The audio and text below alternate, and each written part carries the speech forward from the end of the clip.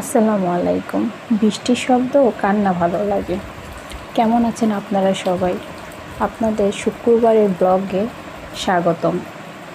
কালকে রাত থেকেই প্রচণ্ড হারে বৃষ্টি হচ্ছে, সেটারই কিছু অংশ আপনাদের সাথে শেয়ার করলাম। তো এখন জুম্মা নামাজ পড়ে আমি খাওয়া দাওয়া করছি। এখানে আপনারা চিনেন নাকি জিগরি বলি আমরা, সেটা দিয়ে ভাতটাকে জাস্ট মাখাইয়ে খাচ্ছি। অসম্ভব ভালো লাগছে, তাই আপনাদের সাথে একটু শেয়ার করলাম। তো এরপর আপনারা যে কাঁথাটার ওপরে আমি ব্যান্ডগুলো ঢালছি এটা দেখতে পাচ্ছেন, এই কাঁথাটা আমার শাশুড়ি নিজ হাতে সেলাই করে দিয়েছে। তো সেটা উড়েই শুয়েছিলাম, তো ভাবলাম যে আপনাদের সাথে আমার সেদিনকার মার্কেটের ব্লগগুলো শেয়ার করা হয়নি, যে আমি কী শপিং করলাম, তো সেগুলো আপনাদের মাঝে শেয়ার করছি।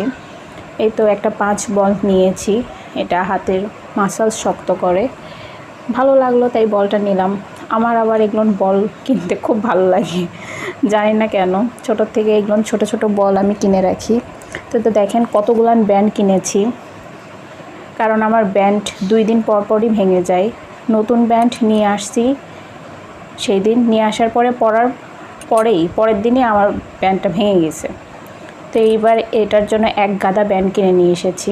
তার মধ্যে দোকানদার বলল এই ব্যান্ডটা বেশি ভালো, তো এটা একটাই ছিল, সে একটাই নিয়েছে। তো দেখেন ভাঙা ব্যান্ড।